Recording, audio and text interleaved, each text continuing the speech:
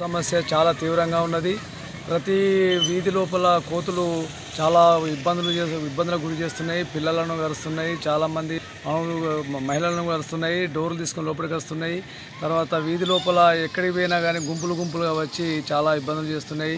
మరియు ముఖ్యంగా ఈరోజు క్రీడా మైదానం లోపల మార్నింగ్ వాకర్స్కు కోతులు చాలా ఇబ్బందులు పెట్టినాయి. 1000 దాకా కోతి వచ్చి ఒక అతనికి పాపం సుదర్శన్ అనేది అతనికి కరిస్తే అతనికి సెప్టిక్ అయి చనిపోవడం కూడా జరిగింది.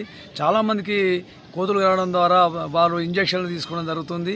ముఖ్యంగా ఈ కోతుల సమస్య లేకుండా చేయాలని వాకర్స్ మేము కోరుతున్నాం. ఉదయం పూట చాలా ఇబ్బందులు చేస్తున్నాయి. మార్నింగ్ వాకింగ్ చేసే వాళ్ళకు మహిళలకు కానీ పిల్లలకు కానీ క్రీడాకారులకు కూడా చాలా ఇబ్బందులకు గురి చేస్తున్నాయి. వాకర్స్కు చాలా ఇబ్బందులు పెడుతున్నాయి. మరి వీటిపైన ప్రభుత్వం దృష్టి పెట్టి వాటికి ఏదైనా పునరావాస కేంద్రం లాగా వాటికి ఏర్పాటు చేయాలి. మరియు మున్సిపల్ సిబ్బంది వారు మున్సిపల్ కమిషనర్ విన్నపం ఏంటంటే ఈ కోతుల బెడద లేకుండా హుజురాబాద్ పట్టణ ప్రజలకు మంచి సౌకర్యం కలిగించాలని కోరుకుంటున్నాము.